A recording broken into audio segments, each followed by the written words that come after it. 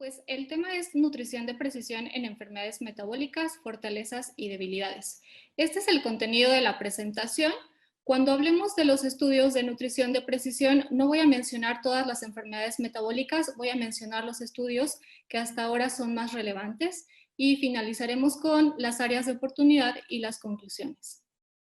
En las pláticas anteriores ya nos comentaron un poco de la prevalencia de ciertas enfermedades metabólicas que hoy en día aquejan a nuestro país y que representan un alto costo tanto para el paciente como para los sistemas de salud y para el gobierno.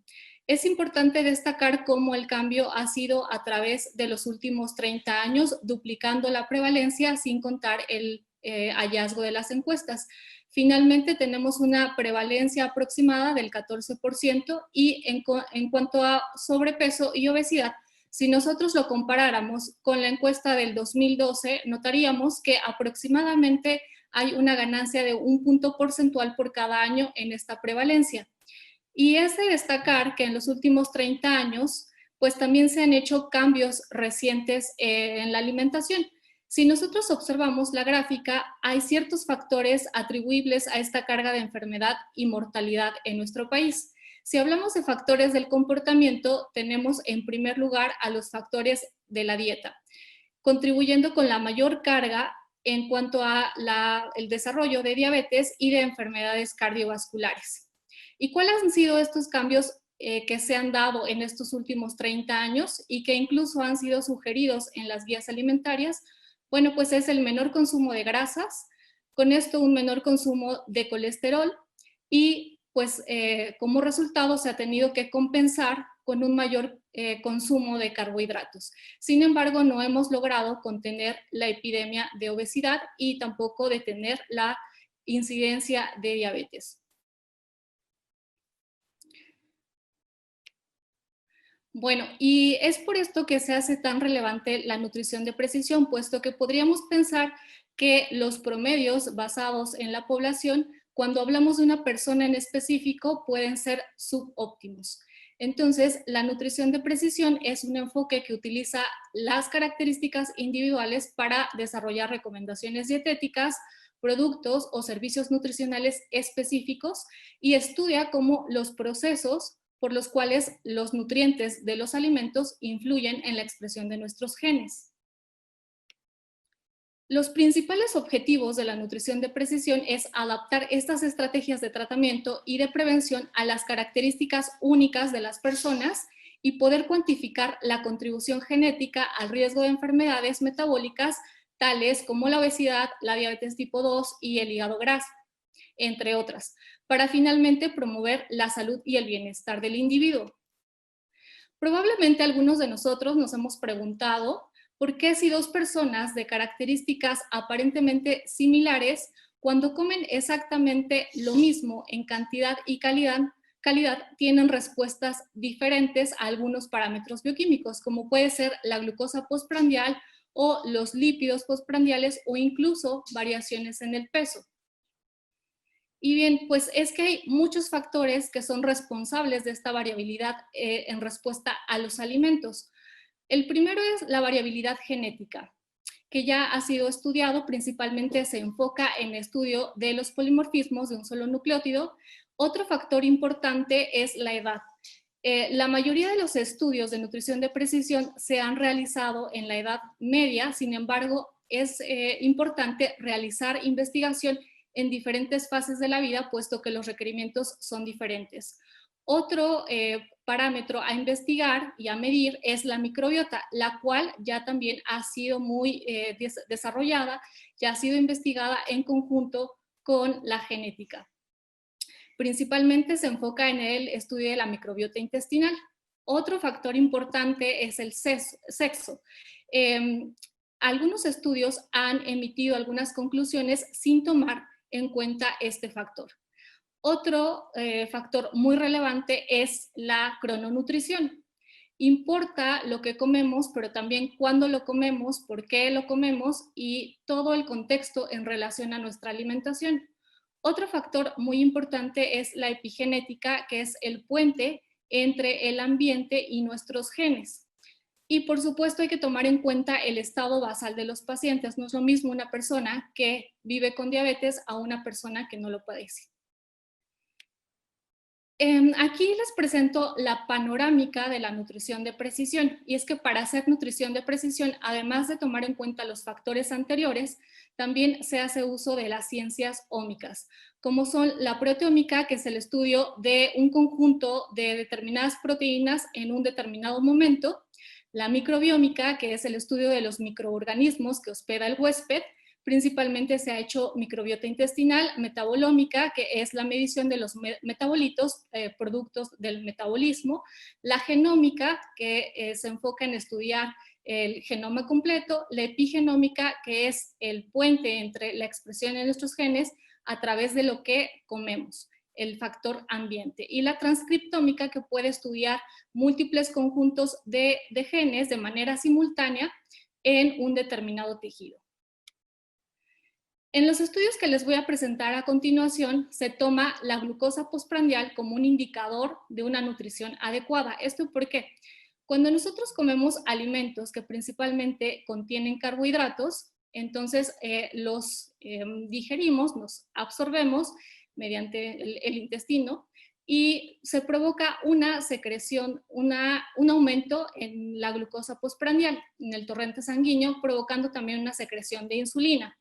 La secreción de insulina influye directamente en el almacenamiento de la grasa, pero cuando no tenemos una respuesta adecuada, este proceso se ve alterado, haciendo estos picos de glucosa que se han asociado con un incremento en las enfermedades cardiovasculares y algunas enfermedades metabólicas como obesidad y diabetes. Se ha indicado como un parámetro para medir la nutrición, puesto que se puede medir en tiempo real a través de dispositivos tecnológicos como estos, como los monitores de glucosa continua. Este estudio se publicó en el 2015 y ha sido muy relevante en la nutrición de precisión. Es un ensayo clínico que se desarrolló en 800 participantes, a los cuales se les midió la microbiota, se les midieron diferentes parámetros bioquímicos, se recogieron datos del estilo de vida a través de cuestionarios, se hizo una historia médica completa, se tomaron, por supuesto, medidas antropométricas y se desarrolló además una aplicación específica para el estudio para que los pacientes pudieran anotar todo en relación a su estilo de vida, las horas de sueño, su actividad física, las horas que comían y el contexto de la comida. También se les aplicó un monitor de glucosa, el cual midió la glucosa durante los 7 días que duró el estudio por las 24 horas, y con esto se recogieron más de 1,5 millones de datos en relación a la glucosa. A los pacientes se les proporcionaron comidas estandarizadas y se les dio la indicación de reemplazar el desayuno por estas comidas estandarizadas, las cuales contenían 50 gramos de carbohidratos. Las diferentes comidas fueron pan y mantequilla, glucosa y fructosa. Las comidas se dieron por duplicado para ver si los pacientes tenían la misma respuesta cuando ellos consumían el mismo alimento. Posteriormente, con toda esta información, se desarrolló un algoritmo de predicción a la respuesta de la glucosa postprandial y se validó en una cohorte diferente a donde se desarrolló el estudio en 100 participantes. Con este algoritmo pudieron hacer una intervención en 26 pacientes, de la cual hablaremos más adelante.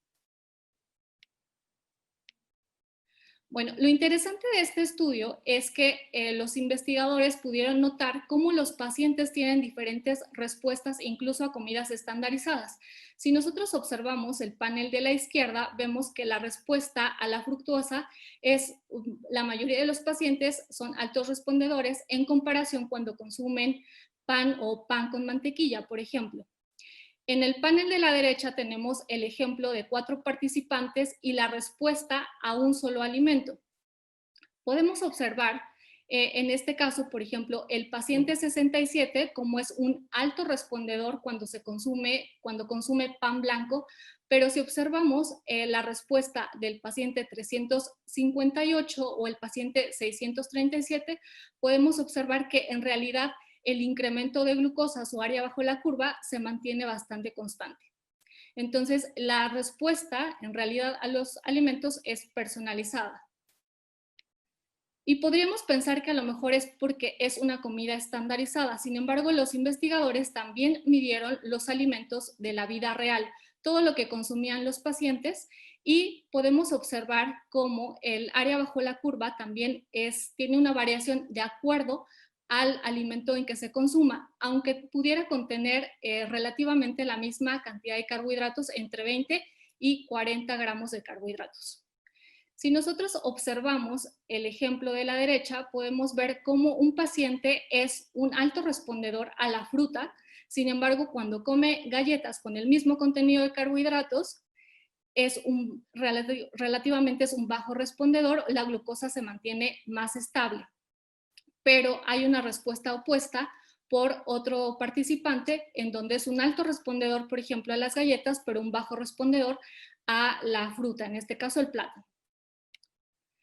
Ahora, con todo esto, los investigadores recogieron pues, los datos de la microbiota, de los análisis bioquímicos, los cuestionarios, antropometría, y entonces hicieron un algoritmo de predicción mediante el uso de inteligencia artificial, machine learning, que esta es una herramienta sin la cual no se hubiera podido lograr.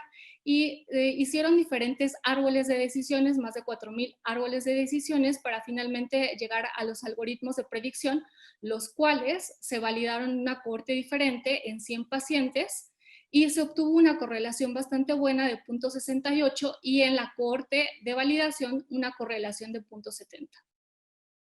Cabe resaltar que este análisis es realmente complejo y que puede tomar días incluso en realizarse, no se podría hacer en paquetes estadísticos pues comunes.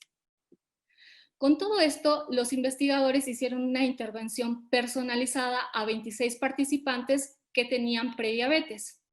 Y podemos observar que se les dio de acuerdo a su respuesta a los alimentos que para ellos constituían una buena dieta o una mala dieta. Esto es lo que se predijo por el algoritmo en cuanto a la respuesta a la glucosa postprandial. Y esto es lo que en realidad fue. Entonces, si podemos observar, vemos que realmente la predicción se acerca mucho a la realidad. Y es importante mencionar que los alimentos que para un paciente pueden constituir una buena dieta, para otro paciente pueden constituir una mala dieta.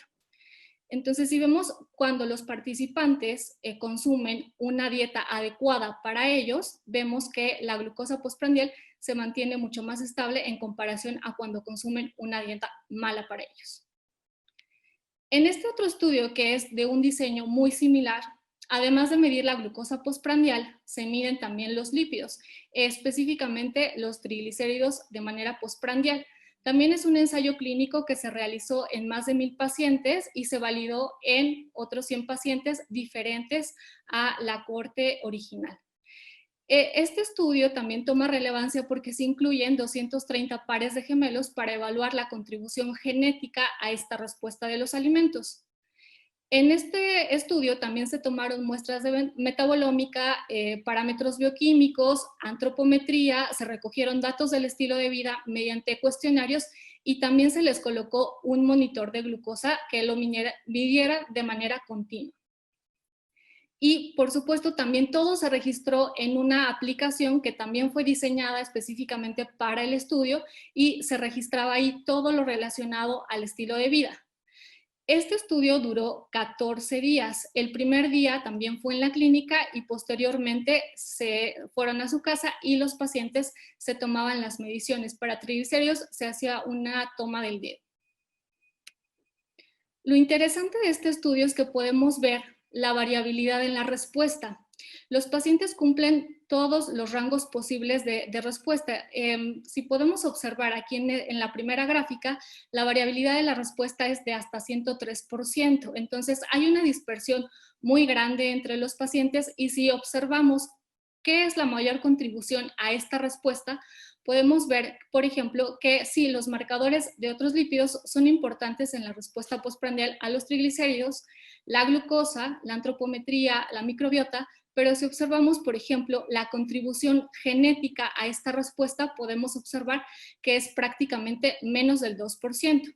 En comparación a que si observamos ahora la glucosa, esta variabilidad es de hasta el 68%, pero con una dispersión también bastante amplia entre los pacientes. Si observamos los factores a los cuales se atribuye esta respuesta, podemos ver en primer lugar la composición de los alimentos, y aquí sí es importante la contribución genética, el contexto de las comidas, la microbiota, y el sexo, por ejemplo, no juega un factor tan importante.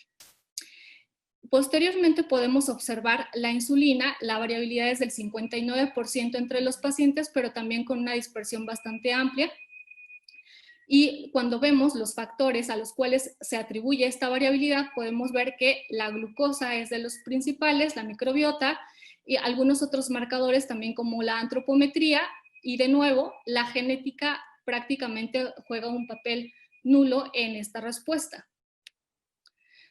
Ahora, estudiando específicamente la influencia de la genética en las respuestas postprandiales de los alimentos, se estudiaron a los 230 pares de gemelos que tenían medido el genoma completo y observaron prácticamente lo mismo, ¿no? Para la glucosa, por ejemplo, la contribución genética sí es importante. Sin embargo, si observamos para la respuesta postprandial a los triglicéridos, lo más importante es el componente ambiental, es decir, la dieta, la actividad física y el componente individual. Pero de nuevo, la genética prácticamente juega un papel nulo en esta respuesta. Ahora, ¿cuáles son los hallazgos del estudio? Bueno, pues es que la composición y el contexto de las comidas, como el horario, el sueño, las horas de sueño, el ejercicio que realizaban los pacientes, sí fueron determinantes fundamentales del metabolismo postprandial, y por lo que es poco probable que los algoritmos de predicción que utilizan solamente datos de las variantes de ADN y que se ofrecen de manera directa al consumidor puedan tener éxito. La genética vemos que no es un factor determinante en la respuesta postprandial de los triglicéridos, por ejemplo. Bueno, con todo esto, ¿cuál es el pasado, el presente y el futuro de la nutrición de precisión? Bueno, pues desde 1950 se introdujo el término de medicina personalizada, y desde entonces se empezó a estudiar a través del componente genético. Recientemente se han hecho estudios en combinación con el estudio de la microbiota. Sin embargo, para hablar de nutrición de precisión debemos de tomar en cuenta todos los factores de los cuales ya hemos hablado. Y por supuesto, concentrar nuestros esfuerzos en el desarrollo de nuevos estudios como estos, ensayos clínicos, y en el desarrollo de nuevos dispositivos tecnológicos que nos permitan medir diferentes parámetros en tiempo real. Por supuesto, también empoderar y también transmitir los conocimientos a todos los profesionales de la salud. Ahora, ¿cuál es el panorama de la nutrición de precisión en México? Cuando yo hice esta búsqueda con el término como tal, nutrición de precisión, no encontré algún estudio que se estuviera corriendo actualmente o que se hubiera llevado a cabo. Probablemente lo hay, solamente no lo encontré en esta base de datos, pero cuando hice la búsqueda por nutrición personalizada, entonces sí aparecieron 7 estudios que se están llevando a cabo, algunos ya concluyeron. Sin embargo, habría que profundizar en cada uno de ellos para saber si se están haciendo uso de todas las ciencias ómicas y se están midiendo todos los factores que engloba la nutrición de precisión. Hablando específicamente en el caso de una enfermedad metabólica, como es el caso de la diabetes, para hacer nutrición de precisión nosotros necesitaríamos saber los hábitos de la dieta del paciente, la actividad física, los medicamentos que toma, y recoger datos de su estilo de vida. Generalmente en las recomendaciones generales, pues nos quedamos solamente en este paso, pero para hacer nutrición de precisión tendríamos que hacer uso de todas estas ciencias ómicas y también hacer uso de los dispositivos tecnológicos que hoy en día están a nuestro alcance, para que así todo esto se conjunte en una gran base de datos y nos permita el análisis de esta información para un mejor control y una mejor prevención, por ejemplo, de la diabetes tipo 2, que sea de manera más eficaz. Por lo que podríamos pensar que, hablando específicamente de un paciente con una enfermedad metabólica, las recomendaciones en las guías pudieran ser subóptimas. Entonces, ¿cuál es la importancia de realizar nutrición de precisión en enfermedades metabólicas? Bueno, pues es que las recomendaciones precisamente no están basadas en las características individuales de las personas y probablemente quienes experimenten respuestas metabólicas deficientes a una comida probablemente lo hagan a otra comida con la misma composición de alimentos. La nutrición de precisión nos puede ayudar a optimizar estas recomendaciones de la dieta para lograr una mejor salud cardiometabólica. Pues con todo esto sí podríamos hablar de las fortalezas que tiene la nutrición de precisión en enfermedades metabólicas, y es que se tiene un mejor conocimiento de la respuesta de cada individuo y es posible tratar a cada persona acorde a su individualidad. Por supuesto, teniendo en cuenta las interacciones gen, dieta, ambiente, y el enfoque de personalización probablemente impulse desarrollos científicos benéficos para la nutrición y por lo tanto para la salud pública. Así que la personalización puede dar resultados que sean superiores a los enfoques de manera universal. Y la personalización de la dieta también podría fomentar un cambio sostenido en el tiempo en el comportamiento del individuo y proporciona una orientación nutricional y estilo de vida personalizada que puede resultar en una mejor prevención y en un mejor manejo de las enfermedades metabólicas. Bueno, ¿cuáles son las debilidades? Que probablemente yo no las llamaría debilidades, sino áreas de oportunidad o desafíos, y es que existen pocos estudios de intervención a largo plazo, existen pocos estudios, ensayos clínicos que sean bien diseñados y que demuestren la eficacia y la seguridad de la nutrición personalizada en enfermedades metabólicas. Y en su mayoría los factores responsables de las diferencias entre individuos en respuesta a los factores dietéticos o su persistencia en el tiempo y su heredabilidad en su mayoría son desconocidos. Pues vemos con todos estos estudios que hemos presentado, con los dos ensayos clínicos, vemos que sí se requiere de un estricto diseño metodológico y que esto puede resultar costoso. Bueno, además, la alta variabilidad, como conclusión, entre las personas nos exige, sí, enfoques más personalizados, por lo que es un área de oportunidad evaluar la utilidad de nutrición de precisión en la respuesta metabólica a la variabilidad dietética en enfermedades metabólicas. Entonces, como conclusión, pues vemos que la mejor dieta no existe, puesto que la respuesta a las comidas es personal. En la unidad de investigación de enfermedades metabólicas estamos muy interesados precisamente en esto, en evaluar la utilidad de esta nutrición de precisión en distintas enfermedades metabólicas. Por supuesto que estas investigaciones deben de beneficiarse de equipos multidisciplinarios y se deben de identificar las características individuales más importantes en las cuales basar la personalización. Bueno, pues por mi parte es todo. Muchas gracias por su atención. Dejo mis datos de contacto por si alguna persona está interesada en la bibliografía. Con mucho gusto la puedo compartir. Gracias.